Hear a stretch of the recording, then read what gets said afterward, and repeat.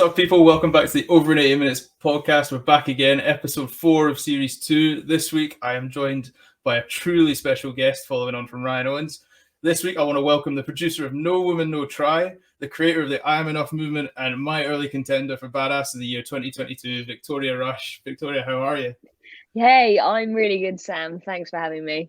Thank you for coming on. I didn't expect to get a message back, but as you were telling me before we came on air, you've spent a lot of time on Instagram replying to messages.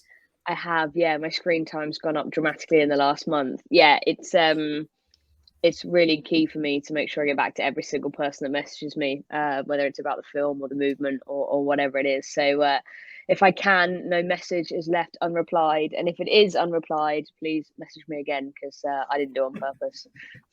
It's all love. Instagram DMs get lost when you're on your way to superstar fame, like Victoria Rush is. I wouldn't call it that, but hey, I have you written down as Amazon. I've been telling everybody I'm talking with Amazon Prime producers today, so I'm feeling quite smug about myself. They say people don't know they're famous until it's too late, so I can. Yeah, you should embrace it, shouldn't you? No, I think the film's. It's not about me. It was never about me. It's about the guys that are on it. So as long as they get the credit and they get the future from it, that's all that matters.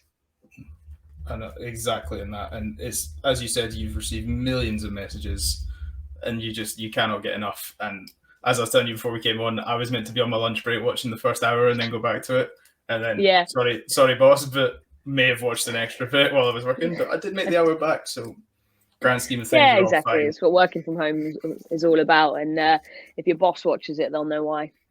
I might just do that. I might just send them the link, and I'll be like, do you know what, boss, you can use my Prime account. Make sure you get that watched, and then you'll understand. Right. So I know you're quite constrained for time because I've managed to rope you into my little podcast. So once again, as we did with Ryan, I've streamlined the nice little intro questions. So I'm just going to go for the big 3. And my first one is it acceptable to drink a cold cup of tea if you've left it to go cold? Yes. That was a very quick answer. That sounds like a person. I do it every day. You've left many cups of tea. All of the time. Yeah, all of the time. That is a daily occurrence. In fact, I'm brought the cold cup and reminded that it's cold most days. So yeah, definitely. You need to get you one of those novelty ones that says like "drink me before I'm cold" on it or something. Or have you seen? I don't think that was There's ones that have like timers on them now, and they start beeping if you leave it for like a minute untouched. I don't need that. The microwave beeps at me when I reheat it and leave it in there as well. So no, cold tea is fine. Oh, you even reheat it. You're a true Brit. True Brit. Right, the next one, a bit more serious. What is your favourite bit of rugby memorabilia or kit you've ever owned yourself and kept? It is my Bucks final shirt from when I played at Twickenham in 2012. It even has my name on the back. We didn't win the match, but I still have the shirt, and it is a piece of memorabilia I will never give up. In fact, I may even frame it one day when I got space to put it somewhere. That is a good answer to that question. I've had Commonwealth, but that sounds. No, I think that wins. I think it wins. I like it. I think that's a great answer. And then vice versa. What is one rugby shirt from a player or previous player or anybody you could receive you would want? Doesn't have to be signed, just off a player's back. Nollie. Really? Nollie Waterman, yeah. She's quite influential. Her name gets wrong, so I don't think she realises what she's done for modern day rugby. Her name is everywhere. She does a lot for the game, and she does a lot of commentary as well. So no, she's really cool. I had the kind of fortunate enough to meet her once, and she's just wonderful and lovely. So yeah, she's a bit of a legend, I think. Did you play it cool? Because when I meet Hugo, I did my best. I don't play cool at all. No, we were wearing matching shoes, so I think I spent most of the afternoon talking about that. But no, she was really lovely and really great to kind of have a chat with. So that's a good tactical icebreaker. I love the thought of you walking up playing cool going, nice shoes, and then just acknowledging who it is when you're actually like, basically how it went. Yeah. I like that. Well, there we go. Streamline quickfire questions. So you mentioned Twickenham. I want to get right into it. How did you find rugby, or did rugby find you? Because I always find that an interesting start point.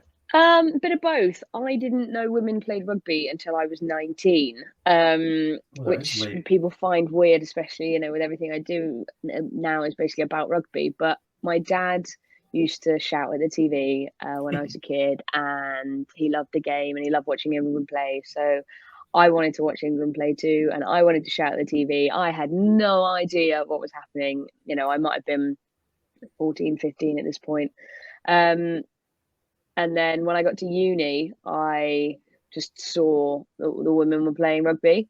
So in my second year, I kind of went to trials as a bit of a laugh. I was like, yeah, why not? Let's see what this is about. Caught the ball, and then I think it was a bit like a light bulb moment, you know. And I was like, oh, this is what I'm meant to do, and that was kind of it, really. I never played another sport again from that moment. So I love the thought of you went like, I'm no longer a fresher. Got to get some like groups in me on the CV, and you're like, yeah, no, well, I me and my dad have been shouting at it for a while. Yeah, I played hockey up to that point anyway, and I played all sorts of sports all the way through school. But literally, the moment I touched a rugby ball and never went back. So yeah, I think I found my home. I loved that. So, what's your earliest memory of rugby? If your dad was shouting at the TV, do you remember which player it was, or do you remember which game? Or no, it was definitely the sort of Wilkinson, Jason Robinson era. There's some pretty good role models to get introduced to rugby. Yeah, but yeah, that's probably all I really remember. I certainly remember the World Cup win, and I remember being around that. I wasn't really aware of what was going on at the time, but yeah, that's definitely the earliest memory. Oh well, it sounds like you got brought up with a good one to watch, and then your dad taught you the right way as well to watch rugby. You live every tackle, even when you're watching it on the telly. Yeah. So uni rugby, how was that for quite? Because I mean, hockey girls are pretty notoriously, they like a party as well. They're not exactly quiet and cheerful. But what was getting involved in the sort of uni rugby atmosphere like? Were you just like, these are girls that I'm going to be friends with for life? Or were you like, this lot of wild, what's going on here? No, I was pretty used to it, having kind of done freshers year the year before anyway. And then I played a lot more club rugby than uni rugby after my first season, but it was just great to find a much more physical sport. I was a goalkeeper in hockey, so I think that translated quite well. We're talking about that because you're a sociopath. Yeah, it's the only kind of closest to contact you can get in another sport, I think, or sport, you know, girls are given at school. So yeah, it was just great, and that club mentality that you get, I think. For me, I kind of feel sad that I didn't grow up in a rugby club like a lot of kids get to.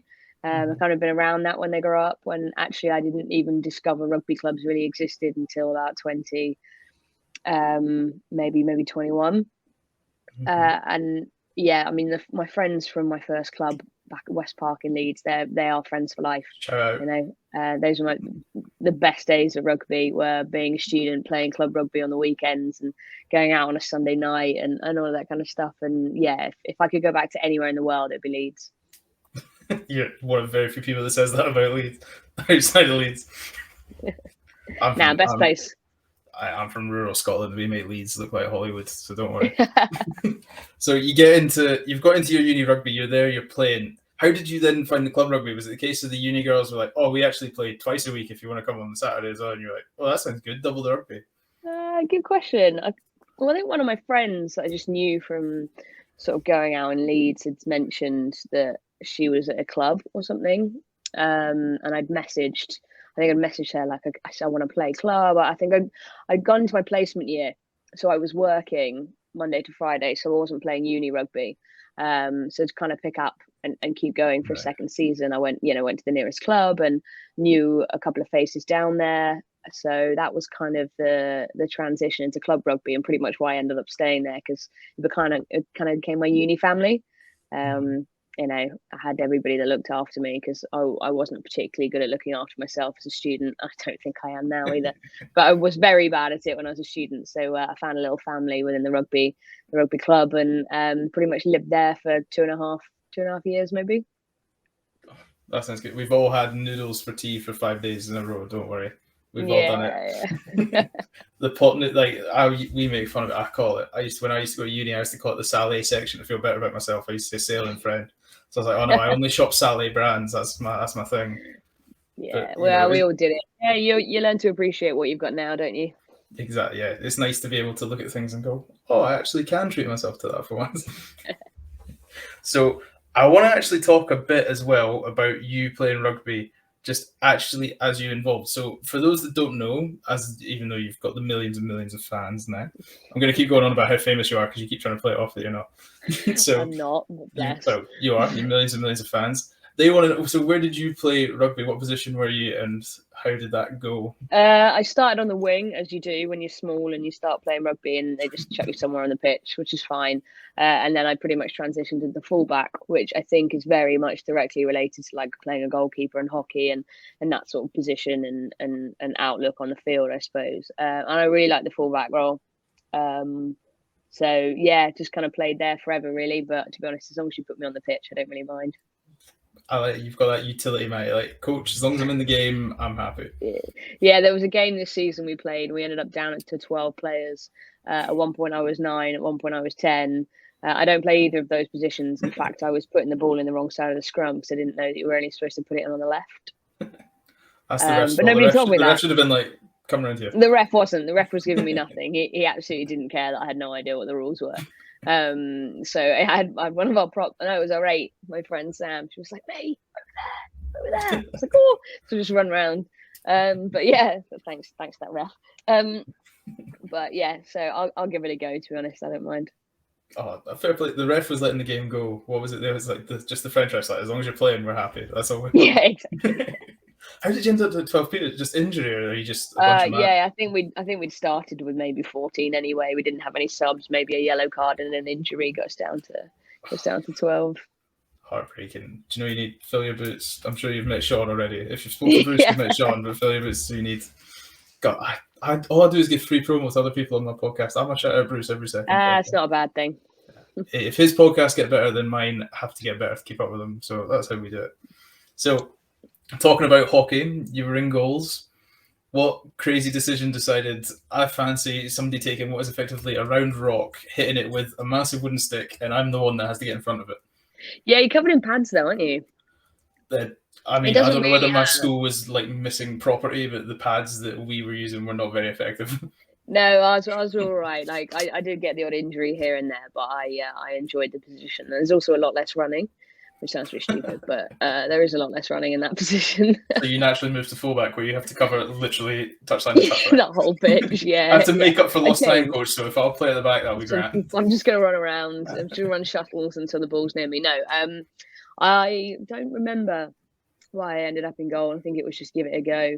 Like you do as you're a kid at school of 12, 13, you just kind of give everything a go, and it sort of stuck. I don't know, maybe there was no one else to play it at the time, but yeah, I really enjoyed it, and I stuck at it for 5 or 6 years. So I remember we had to do it for PE in high school, and the rule was everybody had to do one lesson in goal, like to keep it fair.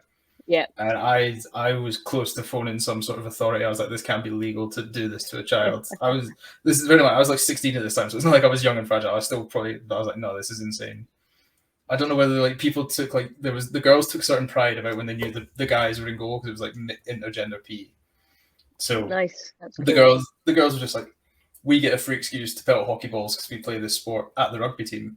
To which the guys are going, what do you mean you're not allowed to use the back of the stick? Why is that a rule? So chaos, but there we go. So I want to talk to you a wee bit about, so most people don't know, before you were at the front side, when you were the I Am Enough movement, you were actually doing a bit of work on rugby as a producer for O2 and things like that, and doing a bit of freelance work. How did you get into that situation? Because that's like a really interesting role. And the whole point of this podcast was I want to show people that there's more to sport than just the people we see playing on the TV. So I think that might be quite cool thing for people to figure out. Yeah, it's a huge part of sport, and not just rugby, is having obviously people involved in all sides of the game. Like I've been at O2 for a couple of years now, and obviously having that job, I went in and said, look, I know nothing about music. I know you've got the O2 partnerships and the academies and things like that, but the reality is rugby all day long. I can tell you a lot about rugby. I can tell you even more about women's rugby. And that's the truth of it. So that's kind of how that all came about. And I think my boss at the time was very much like, well, we've got people that know about music, so in you come, kind of thing. And yeah, so I've been really lucky at O2. Like pretty much anything to do with the England rugby side of things when it comes to like production and content, I fortunately get to get involved. So you get to spend a couple of hours with the England players every now and again, and I'm obviously skipping and hopping myself into that situation. So no, that's been great. And yeah, that was just after the I'm Enough movement, I think.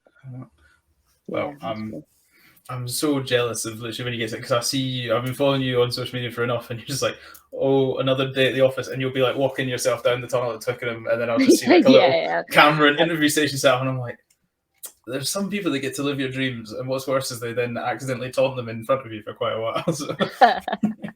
No, it is good fun, and everyone I've ever met's been incredible. Like there's not been one shoot I've done, hand on heart, that I haven't enjoyed, and everybody. I don't know if maybe it's rugby. We have a little bit less than other sports sometimes. Mm-hmm. So maybe there's a bit more of an appreciation. I don't know, but especially the girls, the women are incredible, and they will. Everybody's equal in that situation. So you get a really good chance to just have a chat with them and see what they think about things and learn their stories and stuff. Yeah, days like that, they don't happen that often. It might look like they do, but they don't, and they are incredible days when they do happen. So for me, if I can make more films just to hang out with them, then I'll do that. I will back everything you've just said about the girls being so equal. Everything, they will always help anybody. Nothing's too much trouble. I cannot back any. I think every message I've sent on social media has been either greeted with, "Yeah, I'd love to do it. Sorry, I can't," or "If you need me to put you in touch with this person, I will." Everybody is so, like you said, just so welcoming, and then it's always something. Yeah, that's it. I try to make this podcast not strictly about rugby, but rugby guests keep coming on because that's what I know. And then, like you said, everybody will always turn around and go, "If I can help you, I will." Yeah, and that's every time. If you're listening to that approach, you might not be able to help somebody directly, but try to find somebody who can. So, going to talk about the big guns now. We're going to move on. The I Am Enough movement. How did that come about? Firstly, what is it for those that don't know? I can't imagine there's many watching this podcast that don't. But you don't. I like to cover all bases. You might be reaching new audiences. You're reaching rural Scotland. Exactly. Now. Yeah. Exactly. Have you ever been to rural Scotland? I have not, but I'm sure your parents are listening. That's 3/4 of the population, so there you go. No, so the I Am Enough movement, what was it and how did it start? The short of it is Canterbury launched a new kit with Ireland, and when they did that, they used the male players as the models for the kit, jersey, shorts, the works, and for the female kit, for the women's jersey, they superimposed it onto models. So that is how it all began. A player tweeted about it, just being like, look, huge missed opportunity here. How could you possibly think this was a good decision? And not only have you not used the players, but you've superimposed the kit onto the players. You could have very easily superimposed it onto them, and that's really what sparked the conversation. There was a lot of people online and on Twitter, and the dregs of Twitter bring themselves to the forefront in moments like this to tell you how women don't deserve to be models for their kit. They're not appealing enough to other women for them to want to buy things. That female forwards aren't good looking enough to be models. Like comments like that. They actually said that forwards aren't good looking enough to model kit. And I went and found a picture of Joe Marler modeling a kit. While he's doing it, what's it got to do with whether or not you think he's good looking? It's because he's good at his job. That's why he's there. And your opinion of somebody's attractiveness isn't valid in this conversation. But anyway. So that kind of sparked all this, and looking at it for me, I was like, there's kids on the internet, and whether or not 13 is the age limit or whatever it is, we know that that's really used. There are kids on the internet who are seeing this kind of commentary and who are able to see it. And if there's the next Maggie Alfonsi that wants to pick up a rugby ball, sees some arsehole on Twitter say that women don't deserve to play sport, don't deserve to play rugby, women don't deserve anything in society, they might believe that. Yeah. And I remember growing up thinking I didn't deserve to play sport, or I didn't really have a space like that. And it's bad enough getting it from kids in school and stuff, because kids are assholes and it happens. But kids are horrible. They are. It's not great, but they are, and that's true. And if the other place you go to find sort of more sources of information and inspiration are the internet, and the first things you come across are men telling women that they don't deserve anything, that they shouldn't play sport, that they're ugly or they're fat or whatever it may be, then how do you change that narrative? And how do you prove to them that somebody does care about what they want to do and what they want to be? And it kind of just sparked this moment in my mind, and I was like, I remember that feeling, and I thought kids were doing it better. I thought the next generation was doing a bit better than we did, but it turned out I was clearly wrong. And I wanted to find a way to hopefully just make that change and hope that one girl growing up knew that she could play sport, maybe rugby. I'd be really pleased if it would be rugby, but in the grand scheme of things, I don't care. Be whoever you want to be. And if I can create a piece of the internet that says so, then that was kind of how it happened. And I was on my way to the gym when that sort of phrase "I am enough" kind of came to me. I was like, well, I am. And I think the players should know that they are too. So that's how that phrase specifically was kind of designed as such.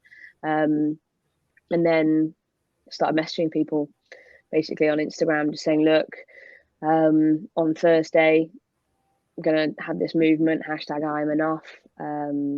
Just to counter the fact that we're being told that we don't deserve to play rugby or model our kit. Post a picture of you, whether it's in your kit, whether it's not, whether whether it's your hair done or your makeup done or whatever, whatever represents you. And yeah, just post that on Thursday. So people did. Basically, Instagram blocked me. I sent so many messages that weren't being replied to fast enough that Instagram blocked me for, I think, like 24 hours at a time or something. Yeah. So yeah, and that's kind of how it happened, and it went far beyond anything I could have ever imagined. It went all over the world. People from Australia, New Zealand, the USA, Hong Kong, like all over Central Europe, everyone got involved. And it's not just international players, grassroots players, and for me, it's really key. Grassroots players were involved in that. So, sorry, that wasn't the short version at all, but that is what happened and how it happened and why it happened, really. And that was August 2020.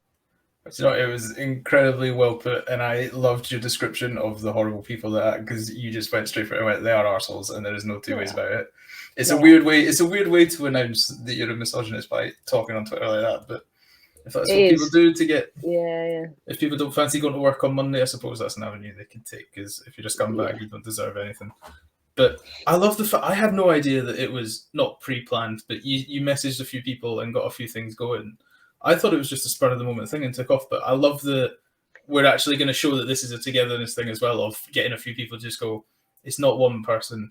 Because I originally didn't know that, and I thought it was you, and I was going to ask you, I was like, did it? I mean, you still got an overwhelming amount of support you never expected to receive, but how did it feel watching it go? Like not wildfire because it was controlled, but the expression. Well, it was wildfire. It grew, it was so much that I had to actually turn my phone off at one point just to try and handle the moment, because I'd never ever had anything like that, and fortunately, because I did come into the film, I was actually much better at handling that situation, but it was unstoppable. And at that time, I didn't really use Twitter either, but it had gone to Twitter. So I just turned Twitter on to see what happened, I think, and I was like, oh no, I wasn't prepared for that. But that was sort of how it all came about. And yeah, it was incredible. And I think more than anything, it was amazing to see that it really resonated with so many people. It wasn't just rugby union, it was rugby league and other people that I spoke to, that maybe friends on Facebook and stuff, because it was all over that too. And they just said, I can't believe it, and I get it, because it wasn't necessarily it's not necessarily a rugby feeling. It isn't a rugby feeling to feel unwelcome in a place you want to be. So people who don't like sport and who don't like rugby got it too. And that's sort of what I think was probably the most wonderful part, is that everybody felt together through the whole thing, and that was really the aim, was to give everybody a space. So it was more of building up than it was of trying to tear something down from somebody else. How did you feel when it's like you just said that, when the other sports got involved? Were you just were you just kind of like, holy shit, we're doing something here? Yeah, I think it was just the validation that the point we're trying to get across was there, and it wasn't about attack or blame. It was just about empowerment, and that's really what comes through, is that it empowered people to find a voice that they hadn't thought they had, and now they know they've got it. Okay, and then following on from that, what was the emotion when you saw Canterbury going, do you know what, everybody's right here, we've chucked this and we are holding our hands up? Was that I don't want to say, because it's not, like we said, we're just talking about building. We're not trying to tear things down. You're not trying to, I suppose you're getting a win, but you're not trying to win at the expense of somebody losing, if that makes sense.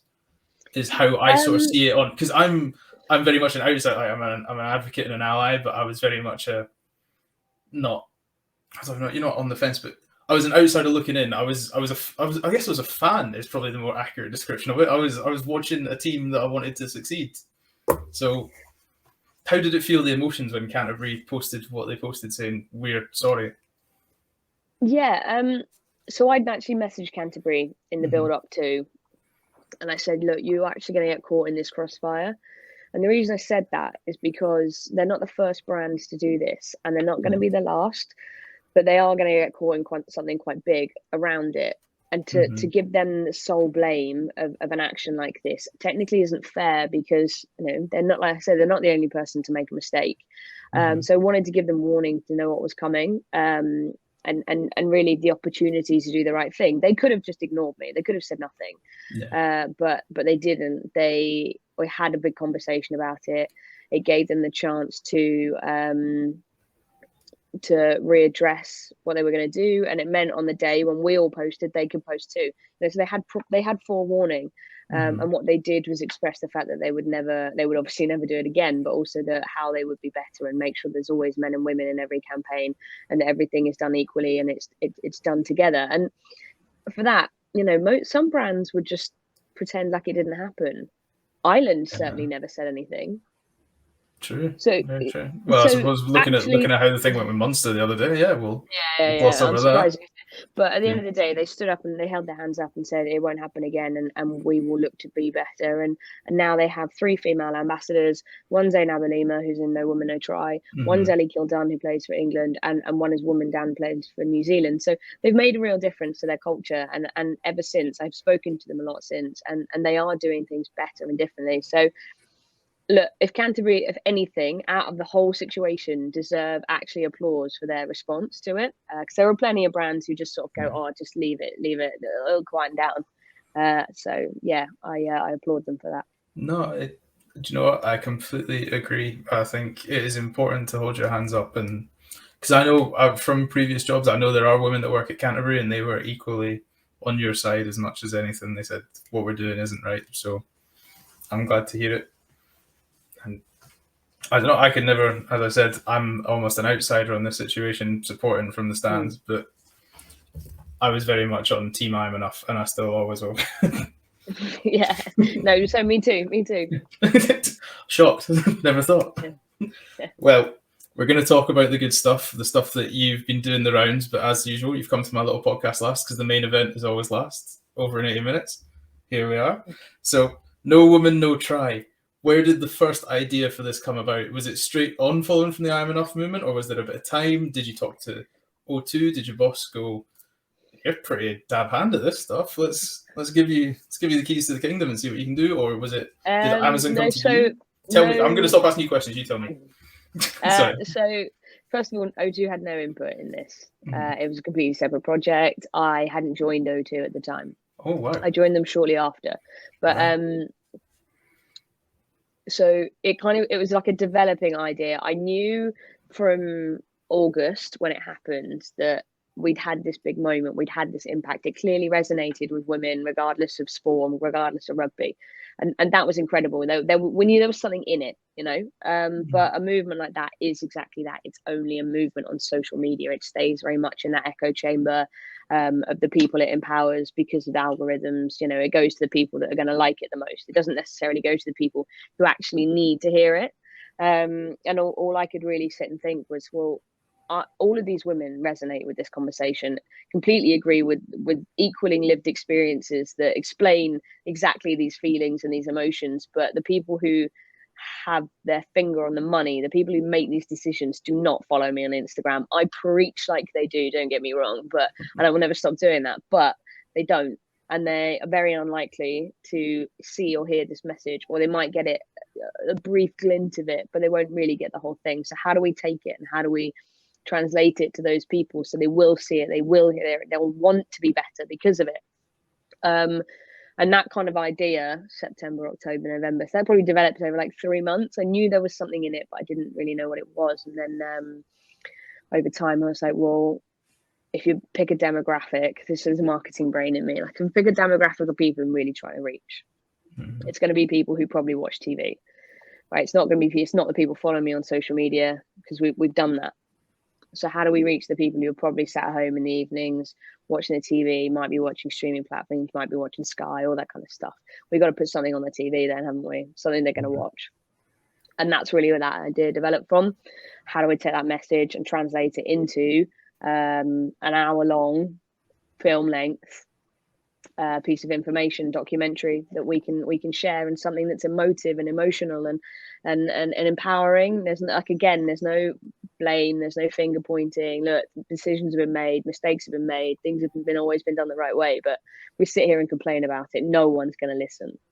So how do we tell the stories that very much transcend rugby and sport and speak to these collective experiences, and can empower mostly men to also be part of that conversation? That was it. That was the aim. And I knew by putting women from rugby on the TV, that would empower other women, that would empower girls, that would empower the next generation of athletes, just because they could see them. That's visibility solved right there. Well, not solved, but you know what I mean. That's another step towards more visibility. But access and funding come from people who make these decisions far more than I can. So I was like, well, what can I do? I can make a film. So I can find people that can make a film. That's what I can do. I can't play for England and use that platform. I will not stand at Twickenham in an England shirt singing the anthem in front of 80,000 people. That's just not me. I won't have Shauna Brown's platform, but I can do what I can do. So let's give it a go and just see what happens. I found some guys, Ben and Jack, who have been integral to making this. They are the reason it went from an idea to a film. And they were on board from day dot. I met them once and they said yes immediately. Well, they said yes after me talking at them for 4 hours. I think they said yes to shut me up, but they said yes nonetheless. And I said, I was like, that's it, you're done, you're in. You shook the hand, you're in. Yeah, I was like, done, I'm leaving because you said yes. And that was how it kind of went from there, really. And we got people saying yes. We had people who couldn't be involved, which was a shame. Unions that told their players they couldn't be involved. That's a whole other conversation for another day. I think I probably know which union told you couldn't be involved. Yeah, as well. well, yeah. And that was really kind of how it went. And wanted people that could really represent rugby properly, not necessarily the history of rugby, but the future of rugby. It's an extremely diverse cast. You'll very rarely find any film that looks the way this film does, and that is purposely done because I can't personally empower Muslim women to play rugby. I can't do that, but I can give a platform to someone who can, and that's the point. Hugo, Shauna, Z, they can empower people I can't empower. Do you want to know what I? Oh, sorry to interrupt. Do you want to know what I found so empowering about what you've just said there? I was so drawn into the one message of making women feel comfortable, powerful, wanting them to get involved in sport. I never even looked at it from that perspective. I saw so many people all wanting for the same goal, and it was, I don't know whether that's almost a negligence on my half, but I was so drawn into everybody fighting for the same goal. I just kind of saw we are all different people, all wanting the same thing here, and that's so. I mean, that's probably credit to the way you created the film. That was very well done. But thank you. Yeah. Well, that was it. At the end of the day, we are all on the same page. It couldn't be an all female talent. We had to have men included in the conversation. I've said that from the start. Men need to be part of this conversation just as much as women. It isn't a one side versus another. It's all of us together. And Sue, she knows everything about women's sport in general. So she could bring a real insider knowledge from what other sports do and what other sports have learned and how that translates into where rugby is as a sport, and where women's rugby is. So, it was everybody involved was really a piece of the story that helped build a bigger understanding of the game. And, what Shauna says about her experiences as a kid and what Steph says about her experiences as a kid, most people can relate to what they say, because we've all been in situations where we don't feel we're welcome. Steph's story, and I won't give it away for people who haven't watched it because you need to hear it from her. It's almost heartbreaking. It is heartbreaking. We actually stopped filming. Wow. To pause and to give her some time and then to come back and collect herself and sort of start again. And you see that, and we show that for a reason. We show that because it's such a powerful moment. And not everybody's maybe been through that, but they have been through situations where they've been bullied for not being who society has told them to be, whether it's at school or at work, or in day-to-day life. And you don't have to be female, you don't have to play rugby to relate to that feeling. I think that is what's the kind of the mind-changing moment. Yeah. When you get to that, you realize this isn't about women in sport. This is about giving people a place to belong. That's what this film is about. It's about empowering people to find a place that they want to be and that they can be, because society hasn't given them one. And as soon as you get to that feeling, as soon as you really understand that deeply, you get what we're trying to say. This isn't women screaming from the rooftops about how men are the worst thing in the world. This is none of that. And I think there's some apprehension, especially for men coming towards this film, is that that's probably what it's going to be. And it's not that at all. It's just about society predominantly gives women one route, and that's to be a feminine skinny model, and that's the only way you can access any power or success. The reality is that's not true. You can be strong and powerful and be successful, and that's what this is showing. Body types, which is rugby, right? It's rugby through and through. You get that. The men talk about it all the time. Rugby gave every guy, every size, every height, every shape, a position to exist, and somehow we struggle to translate that to women. And we certainly struggle to translate that into wider society and the media. So that was, for me, it was like, how can I help create some visibility to women I couldn't see? And I'm sure there are kids feeling the way I did. So it was kind of all built on that emotion. And hopefully when kids watch it, they can see somebody they could one day be if they want to be. And when men watch it in positions of power and privilege, they see how they could be better and how they could affect that change. So, it was quite deep in the end. Kind of, I can't simplify it any more than that, because it really was about. I wouldn't ask you to. Change. That was perfect. That was perfect. And like you just mentioned it brought back the emotions I felt watching it the first time, which was quite intense when you're just trying to eat a lunch on a Thursday. Yeah, it is something you really need to focus on. But it's I've seen it a few times. It's even when you're not focused on it, it pulls you in, is what it actually does. And like you're talking about that specific moment that you do, even if you are starting to wander off, like for example, if you're skiving work and checking your phone, you do hear the change in the voice and the emotion come through, and you do stop and go, I need to really pay attention to this. And to your point about making sure everybody can have fun as well, I remember distinctly Wales when I watched a video of Adam Jones hugging Shane Williams, and that was the point I knew rugby was a sport for me, because if you've got those two people playing at the highest level, like there's no reason anybody shouldn't play rugby. Everyone should at least go and see a rugby club and get involved. Yeah, exactly. Oh, look at that. We're back. As you'll notice, there's been a quick change of clothes. We had a thing. Victoria had other commitments, and I was in no right way to stand in the middle of them. And we were having such a good conversation. I just was not prepared to cut the podcast short.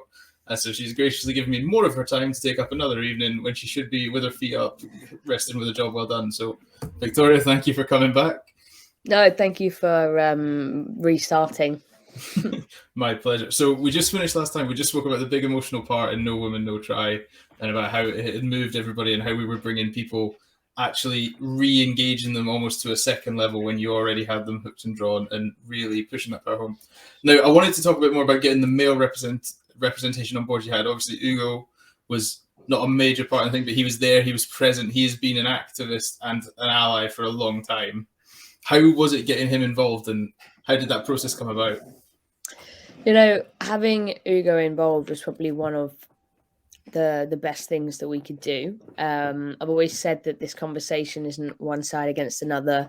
It's both sides coming together. We need to have male voices involved in that. And I had an introduction to Hugo. I sent him a quick email, just very basic, want to make a film about women's rugby, we should be involved. Had a chat with him, and he was just on board from day dot. There were really no questions, and hopefully that's because he knew how passionate I was about it and how much I was going to put into it. And again, he was the same as everybody else. There was no promise of Amazon. There was no promise of the platform we were going to create. It was just where there's a will, there's a way, and he really bought into that.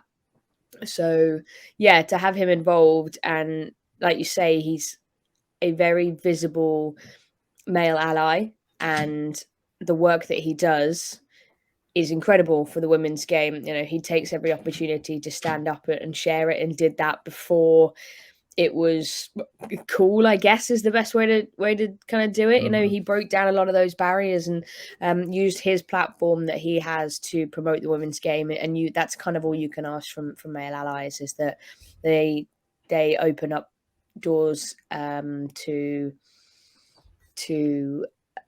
pools of people and to audiences that we actually don't have access to right now, and normalizes the conversation, talking about men's and women's rugby at the same time, just as rugby and nothing else. So yeah, having him involved was incredible. I'm so glad you said that bit there. I used to, in a previous job, when I used to have the grace of working with some female athletes, female rugby. I hate when we call them female rugby players. They don't play female rugby, but like that's what you say. We just call it rugby, and we just go. So I was talking to somebody else. I was like, "Oh, you watching the Six Nations at the weekend?" They're like, "Oh, the Six Nations is finished," and I was like, "No, the men's Six Nations is finished, but the Six Nations hasn't finished." And then You're getting there. So, in setting up my own segue in the cheekiest way a host can ever do, we've now discussing the women's try. We've got one of the biggest names in women's rugby at the moment on the pod. We've got to talk about the Six Nations. How are you enjoying it? This is a good competition this year, actually. Yeah, it is. It's a great competition. For the next couple of years, I think you're going to obviously see the Red Roses out on top. The England-France game will be a bit like a final, as it has been in the past, and it has been in previous autumn internationals, and that's great. But I think what's really interesting is the middle of the table, seeing Wales perform the way they have, and that kind of extra 10-12 minutes they have in them just from the professionalization of the game, you know. And I think you can directly attribute the win over Ireland to having the extra legs, having the extra practice, having 12 professional players and 12 part-time players.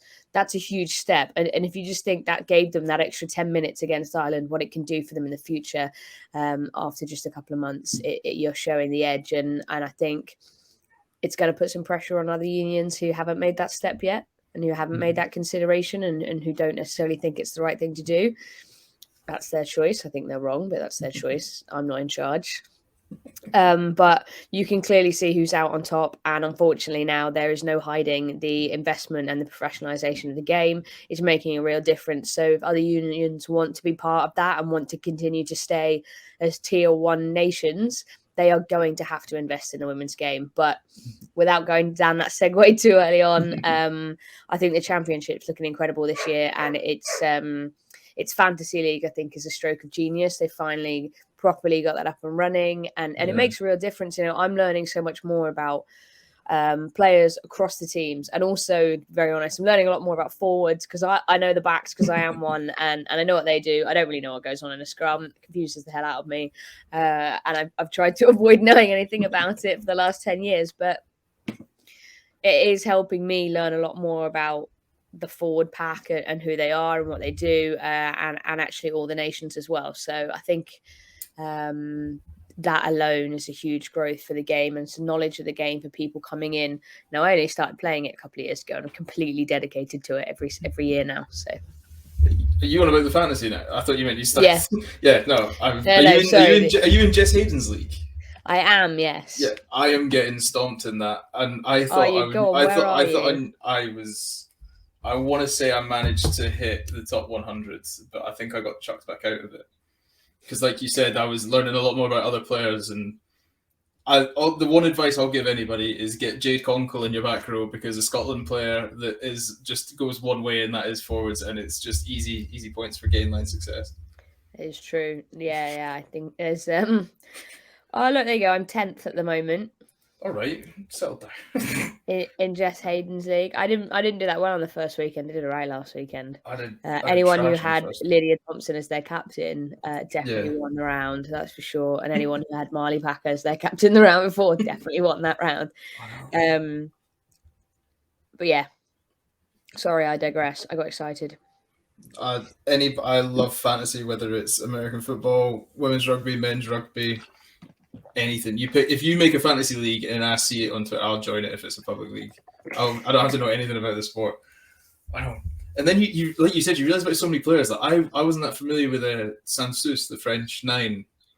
And then I think Squidge made the best comment in the world going, it's mental that Toulouse have the best 9 in world rugby and she plays for the women's team. Because they've got It's true. Yeah. Well, we'll go from there. So I want to talk about the women's. We just had groundbreaking. We had groundbreaking. How would you call it? Groundbreaking. What's the word? Attendance records. That's what we got. Yeah, the biggest one in Wales. How was that to see across? Because that was getting some good press as well, and it was nice to see. It was nice to see the amount of young fans that were there as well when the TV cameras were doing the pans. Yeah, definitely. There's record-breaking weekends every weekend at the moment, which is obviously incredible to see. And whilst the women's game's on the rise, I think we're going to keep seeing that for a little while now.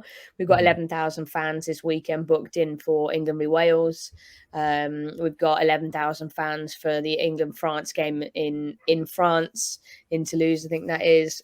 You know, those numbers you rarely see in the women's game at the moment. And to have those sort of pre-done, knowing that those tickets are sold and knowing that everyone who can buy a ticket has bought a ticket, that's incredible. So hopefully that'll carry through and is really positive, looking forward to 2025. And hopefully when England are hosting the World Cup here, we might have a full Twickenham stadium. I definitely think it's on the cards if everything's going the way it's going. But no, I read just before we came on here to finish off the podcast, I think they've only got, for the England game, the one at Gloucester, I think they've only got, is it 500 tickets left to sell? And they're predicting a sellout because it's something to do with like the amount of tickets that are purchased within the last 24 hours. Which one's that for? It's the one, what's the one that's at Gloucester? Yeah, England-Wales. That's the one, yeah. This weekend, yeah. So the 11,000 tickets are sold already, which I think is a sellout. Well, that's us near the end anyway, Victoria. We've only got my favourite segment to do, which is Under the Team Bus. This is going to be a bit more different because we're going to base it around the No Women, No Try. So, Under the Team Bus, kind of similar to the Quickfire Questions at the start, but all you have to do is pick the first name that comes to your head from the people you were working with on No Women, No Try. Okay, interesting. Sounds simple enough. So I'll give you a quick example of the first one. What we do is, who was the most determined? Like, who was the one that was there? It's like, we're going to get every shot. We're going to make it perfect. And then, like, nothing was off limits then. They're like, we'll do it if it makes it better. That's what we'll do. Steph. Nice. I like that. Quick answer straight away. Who was the biggest practical joker on set? Who was the one that was always trying to make people laugh? Shauna. Right. Who's the most clumsy / gullible? Me. Who was the most up for a night out? What was it any occasion like? Just go get on the beers? Good question. Do you know what? I've not had a beer with Hugo yet, so if he does listen to this, he owes me one. I like that. Hugo Monnier owes the girls a beers. I like that. Who had the worst fashion sense? Who turned up in some outrage, not necessarily bad clothes, but who turned up with some awful combinations? Do you know what? I don't think anyone did. Unfortunately, no. Everyone came dressed to impress. That's a media trained answer. I like that. No, trust me. If there was someone, I'd tell you. Right. Who do you think would be the best dancer on the dance floor if you got the guys together for a night out? Oh, Sue, without doubt. Really? You think she'd cut shapes? Yeah, I think she would. I think she's the dark horse. And vice versa, who do you think would be the worst dancer? Definitely. I'm gonna have to say definitely Jack, one of the editor and exec producer. Really? Do you reckon he's got I'd love to see him dance. Yeah. Some fire dance moves. Or limbs. Well, I think it's all limbs. Yeah.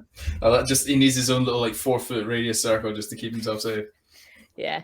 Right. Who was the one that kept looking at the camera when they weren't supposed to be looking at the camera? Ooh.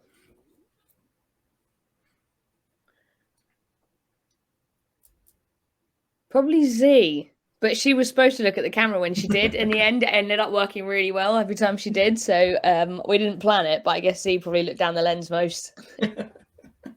Right. Who was the most difficult to get the shot? Who was like, can we do that again? Can we do that again? Can we do that again? I guess most camera shy was probably me. Really? Me. Hands down, yeah. Did you enjoy it, or were you just kind of just like? No, well, I'm used to being the other side of the camera. I'm not used to being that side of the camera. So yeah, if I could go and do my whole lot again, I would. Right. Who do you think was the most hard as nails? Shauna. I wouldn't dare tackle her. No, I think that's a safe bet, to be fair. Right. Lastly, who was the longest in front of the mirror when you were getting ready for the shoot? Who was the one in hair and makeup? Me. Really? Yeah. You can tell as well. It was really bad. That's not. This is all right. I didn't look at it thinking, oh, it wasn't like I did. It wasn't I like drag did, but I've queen watched it so many times, I don't have to pay attention to the words anymore. I'm paying attention to the rest of it. But yeah. Do you know what it is? It's because it's yourself in it. I hate watching stuff back with me. Like, you see, when I try to edit these back, I sit cringing the whole. I watch it with my eyes closed and just try to listen. Yeah, I know that. I used to do that too. I get it. Do you know what it is? It's saying like and things like that, and you go like, but this, and you just think, like, come on, string a sentence together, Sam. It's not that hard. Well, there you go. You have finished under the team bus. Hopefully that wasn't too bad. I tried to get everybody in. I know I didn't get Ben in there. So sorry about that, Ben. Let's see. But shout out to Ben Marlowe, who didn't get a name drop. Ben Marlowe, you might be the worst dancer. We'll have a dance off between Ben and. We should definitely have a dance off. I'd love to see that now. Just you and like Richmond Rugby Club, just sort of clearing a path and some sort of footloose. Oh no chance! She wouldn't get me on the dance floor. Absolutely not. Well, speaking of dance floors, we've got to end with the iconic question, and that is, Victoria, you have. Let's set the scene for you. So, no woman, no try. Just one. I was about to say Oscars. That's a bad talking point. We won't pick that one. You've just won something incredible. Whoa, there's a women's sports documentary won an Oscar, and it hasn't been talked about enough. The Queen of Basketball. Short documentary. It's 22 minutes long. And it's about Lucy Harris. She played for the USA team, and she was the first ever woman to be drafted by the NBA with the New Orleans. Nice. And she was the first woman to score a basket at the Olympics. That's an incredible stat. I'd love it. That sounds like the perfect sort of, in LinkedIn has their wee tagline at the bottom. That's what I definitely put there. Nothing about my job fit. I just put the first woman to score a basket at the Olympics. That's what I love. She was a pioneer and trailblazer, and I think that's, it's an incredible moment to have a women's sports doc win an Oscar. So hopefully there's many more. Exactly. That's why I love getting people like this up, because I learned stuff that I didn't even know. I can do all the research in the world, and there's just things that people don't know. So that's the whole reason this is here. Well, anyway, we've set the scene. No women, no try have just won their Oscar, following on from the many incredible ones that will have followed suit in between. You have now got a party bus on the way to a big fancy Oscars after party, and you have to be given the aux cord, and you have to pick 3 songs to get the team ready for the night out. What 3 songs do you pick, and why? I picked Sweet Caroline because it gets everybody going, whether you like it or not. It gets everyone in the mood. I would probably pick... I'm so bad at this. One of my recent favourites is I Am Woman. Gotta love that song. Great lyrics.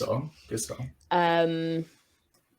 Number 3. Oh, and I'm stuck. I'm not very good at songs. No. I listen to them. I'm better at sport. I was going to say, going back to the O2 craze. Yeah, I was about to say, that was my tagline in my O2 interview. I know nothing about music, but everything about sport. I don't even know everything about sport. Let's have a look. You had to pick a 3rd song to get the team ready.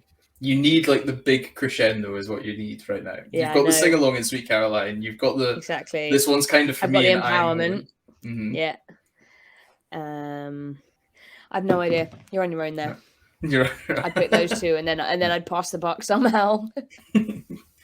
I'll pick those 2. There we go. 2 out of 3 ain't bad. Do you know what? It's open ended.